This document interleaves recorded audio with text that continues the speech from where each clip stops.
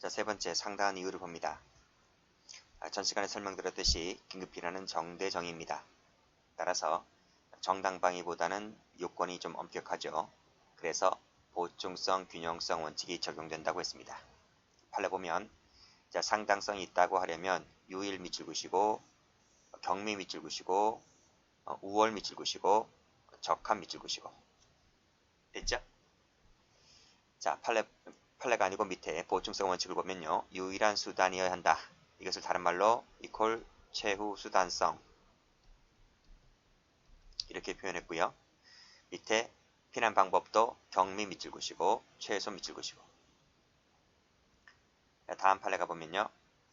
자, 피건 운전 차량이 급제동 조치를 취했는데 빗길 때문에 미끄러져 중앙선 진범 동그라미 하게 이른 것이라면 밑에 줄에 다른 적절한 조치를 취할 방도가 없는 상황 속에서 부득이 중앙선을 침범하게 된 것이다. 여기서 다른 적절한 조치를 취할 방도가 없다. 이게 무슨 말이죠? 가로 열고 보충성이죠. 이퀄 최후 수단성을 갖췄다는 얘기입니다.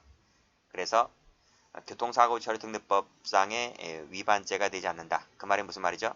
긴급피난을 인정했다. 그래서 위법성이 조각된다. 이런 말이죠. 자, 균형성의 원칙. 자, 본질적으로 우월해야 된다. 그래서 우월적 이익의 원칙이라고 그랬죠. 자, 인격적 법익은 재산보다 우월하고 생명 신체는 다른 법익보다 우월하다. 자, 노트 펴봅니다. 노트 47페이지.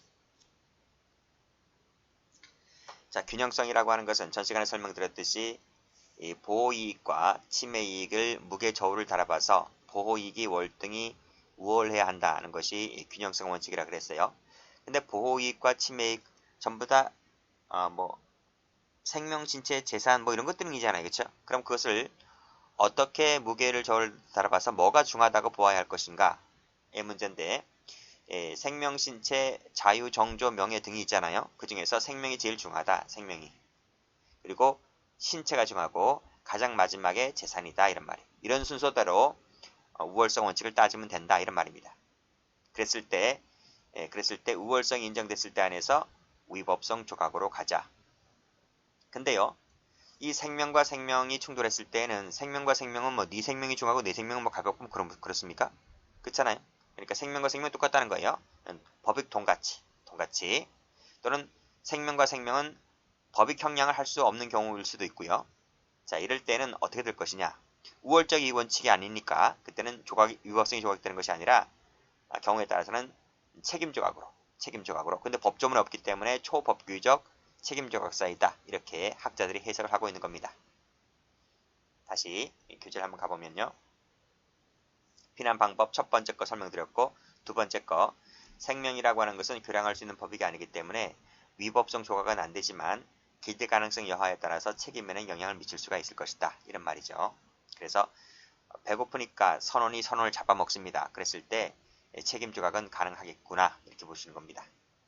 판례 보죠. 자, 모체의 건강을 해칠 우려가 현저하다. 기형아 불구아를 출산할 가능성마도 없지는 않다는 판단하에 부득이 뭘 했습니까? 낙태를 했다. 낙태 동그라미 했을 때 정당행위나 긴급피난에 해당된다. 이건 어떻게 설명할까요? 이 아이 생명이 있고 산모의 생명이 있잖아요. 근데 낙태라는 말을 썼다는 것은 아이가 아직 태어나지 않았다는 거죠. 그래서 살아있는 사람이 곧 태어날 아이보다는 그래도 생명이 더 중하다. 이렇게 보았습니다. 그래서 이것은 긴급피난에 해당되기 때문에 위법성이 없다. 이렇게 보고 있죠. 적합성의 원칙. 자, 적합성의 원칙 관련해서 두 가지가 있어요. 사회인류적으로 적합할 것. 자, 예를 한번 볼게요. 생명을 구하기 위해서 동의 없이 길 가는 사람 잡아다가 피를 쪽쪽쪽쪽 빼면 되겠습니까? 강제 체열하면 돼요? 안 되죠. 장기를 강제 적출하면 돼요? 안 돼요. 이런 것들은 긴급피난으로 허용되지 않는다. 이거예요. 두 번째, 법적 절차가 마련되어 있을 때는 반드시 그 법적 절차에 따라서 해라. 이 법적 절차를 무시하고 하게 되면 이것 역시 마찬가지로 부적합한 것이기 때문에 긴급피난으로서 허용될 수가 없다는 것입니다. 이것들이 판례에 나와 있어요. 자, 볼게요. 자, 1번. 피고인의 모가 갑자기 기절을 합니다. 자, 기절해서 치료하기 위해서 탈영하면 됩니까? 안 되죠. 파란색으로 세모 치시고. 죄가 되지. 이건 긴급피난으로 볼 수가 없다. 그래서 세모 치는 겁니다.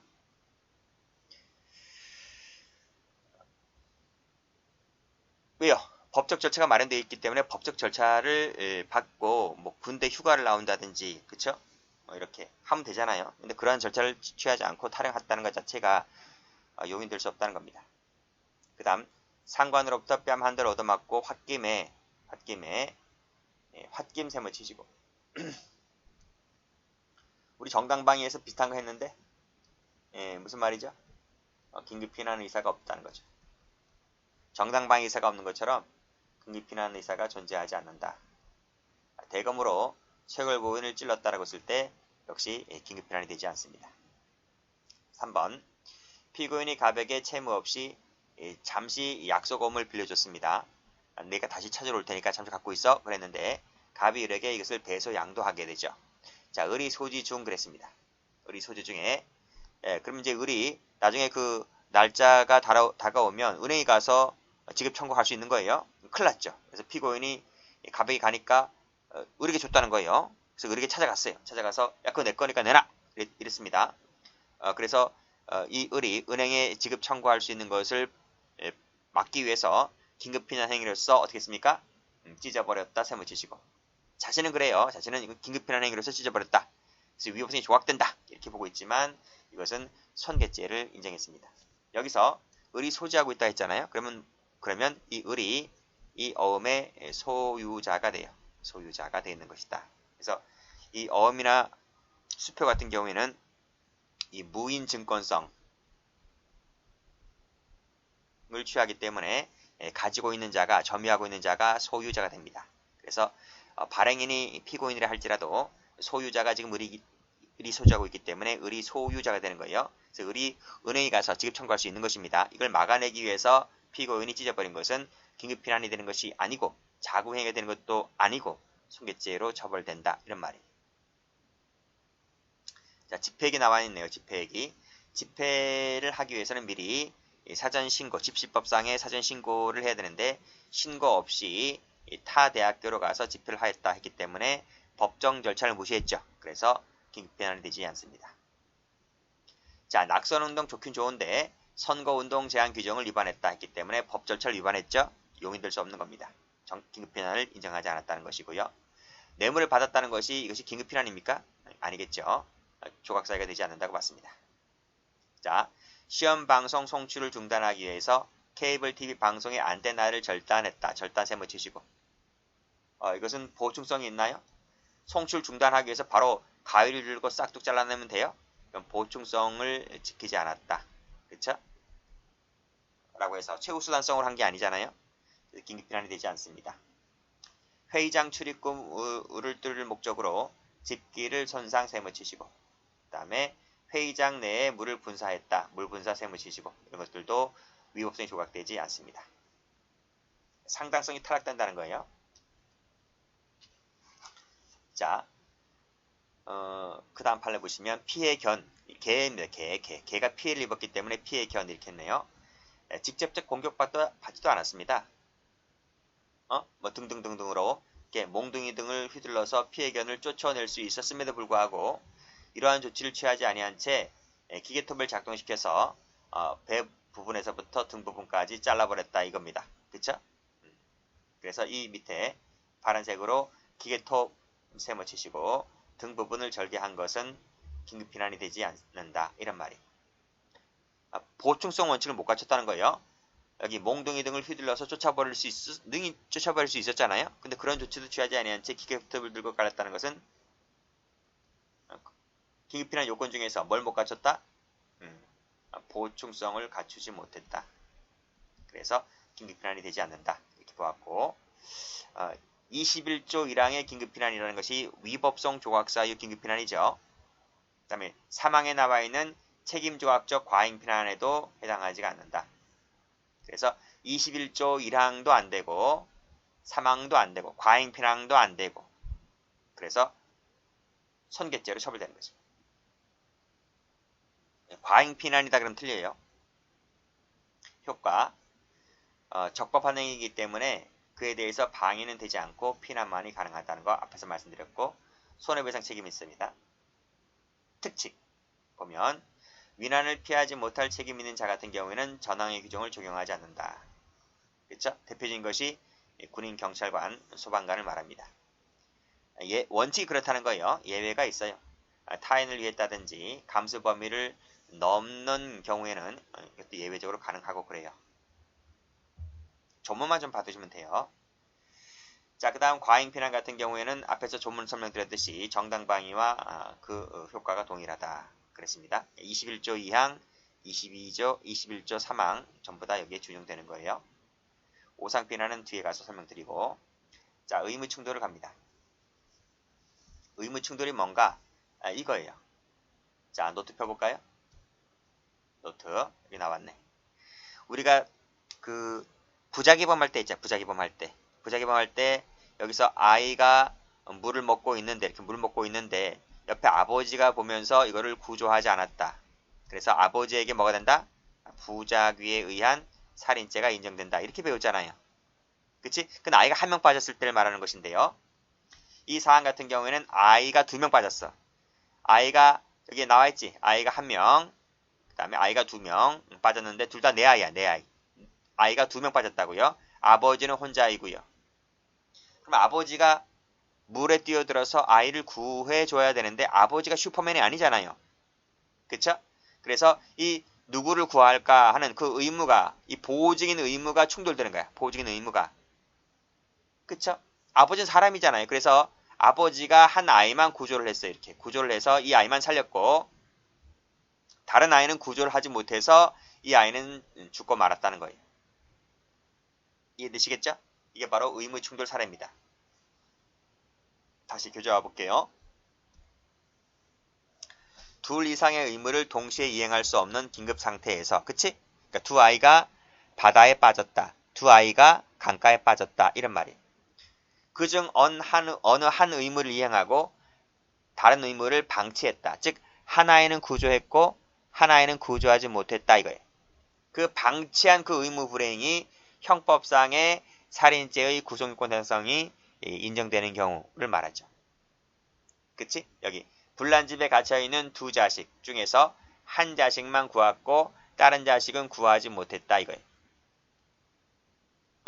또 연탄가스에 중독되어 생명위독한 환자는 두 사람인데 한 대밖에 없어서 한 사람만 구하고 다른 사람은 못 구한 경우 이것이 바로 의무충돌이다 이런 말이에요.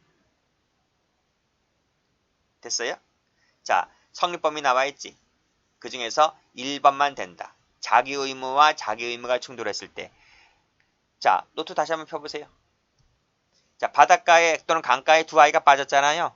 아버지가 보증인적 지위에 있는 사람이잖아요. 그 의무가 자기 의무잖아. 자기 의무.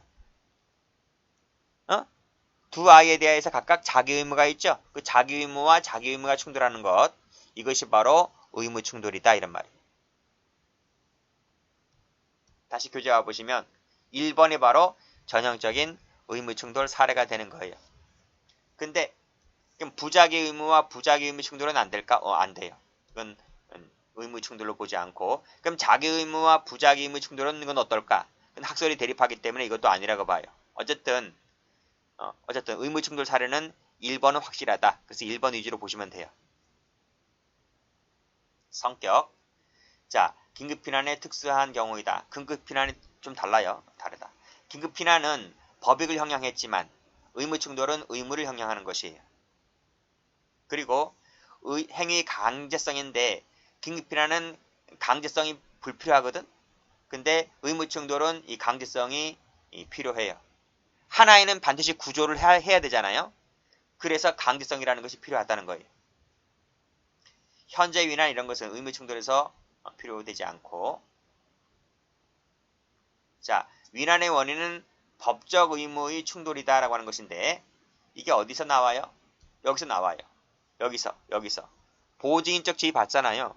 아버지가 아이를 구조하지 않아서 아이가 사망했다고 했을 때 아버지에게 부작위에 의한 살인죄가 인정된다. 그 보호적인 의무가 법적 의무라고 하는 것을 부작위범 시간에 배웠잖아요. 그러니까 이것도 마찬가지. 아이를 한 명 적었다는 것이기 때문에 큰 아이를 구할까 둘째 아이를 구할까 법적 의무 충돌이죠. 법적 의무 충돌. 도덕적 의무 충돌이 아니고 법적 의무 충돌인 거예요. 그래서 여기서도 마찬가지로 법적 의무 충돌을 말한다.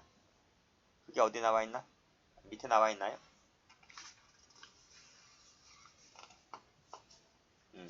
다음 페이지 나와 있네요. 다음 페이지. 여기 의무 충돌 나와 있지? 법적 의무여야 한다. 도덕적 종교적 의무는 여기서 제외된다. 그럼 부작위범에서 배운 거랑 똑같다. 그리고 충돌은 실질적 충돌이어야 된다. 논리적 충돌이 아니고 실질적 충돌이어야 된다는 얘기인데 이 실질적 충돌이 어디 나와 있나요? 앞 페이지 나와 있지. 여기 실질적 충돌 행위자의 일신적 사정에 따라서 둘 이상의 의무가 충돌한 경우를 말한다. 아버지가 물에 빠진 아이 중에서 한 아이는 구하지 못하고 다른 아이는 구조하지 못한 경우, 그치? 아버지 몸뚱아리는 한 개란 말이야, 한 개. 그게 일신적 사정이란 말이에요. 그래서 여기서 말하는 의무 충돌은 이 실질적 충돌만을 말하지 논리적 충돌을 말하는 게 아니다. 논리적 충돌이라고 하는 것은 법규사의 모순 때문에 충돌이 발생하는 거예요. 그래서 전염병 예방법에 따른 의사의 신고 의무와 형법상의 비밀 유지 의무, 신고 의무와 비밀 유지 의무가 충돌되잖아요. 그건 논리적 충돌이잖아요. 여기서 말하는 의무 충돌이 아닌 거예요. 다시 올라가서 주체는 의무자 자신만이다. 아버지 자신만이다. 이런 말. 그 다음 행위태양은 부작이죠. 하나에는 구하고 하나에는 구조하지 못했으니까 부작위로 나타나는 거죠. 그리고 긴급피난에서 요구됐던 최소피난이라든지 적합성의 원칙이라든지 이런 것은 긴급피난에서 요구되었었지만 여기서는 그딴 거 필요 없어요. 필요 없다. 우월적 이익의 원칙도 긴급피난에서는 필요했지만 여기서는 그딴 게 필요가 없어요. 이 마지막이 중요한 거예요. 마지막이. 필요가 없다. 그래서 돈가치도 여기서는 위법성을 조각시키더라 이런 말이에요. 그 예가 뭔데? 하나에는 구했고 하나에는 구조하지 못했죠. 큰아이와 작은아이의 생명 가치가 똑같잖아요. 돈가치잖아요. 돈가치임에도 불구하고 책임 조각이 아니라 위법성 조각이다 이런 말. 됐죠? 자, 그래서 쭉 내려오게 되면 해결할 수 있는 충돌, 해결할 수 없는 충돌 나와 있는데 참고로 읽어보시고 자, 다음 페이지 한번 가보면 상당한 이유 나와 있죠? 그치? 의 읽어보시고요. 자, 2번을 보게 되면 자, 고가치 의무를 당연히 이행하고 저가치 의무를 방치했다고 하면 당연히 조각되는 건 맞습니다. 근데 반대로 저가치 의무를 이행하고 고가치 의무를 방치했을 때는 당연히 조각되지 않겠지. 근데 이건 중요한 게 아니라 3번이 중요한 거예요. 자, 방금 뭐라 그랬습니까? 돈가치 의무의 충돌이다. 큰아이와 작은아이의 의무 충돌인 겁니다. 그렇죠? 큰아이를 구할까? 작은아이를 구할까? 라고 했을 때 이것도 뭐다? 위법성이 조각된다. 책임 조각이 아니라 위법성 조각이다. 돈가치만 있는 건 아닙니다. 해결할 수 없는 충돌 같은 경우도 마찬가지인 거예요. 근데 여기서는 돈가치 중심으로 보시면 돼요. 됐죠? 근데 의무 충돌은 거의 시험에 나오지 않습니다. 긴급피난 자체가 시험에 잘 안 나와요. 그래서 긴급피난 쪽을 중심으로 봐두시고 의무 충돌은 참고적으로 봐두시면 될 것 같아요. 여기까지 합니다.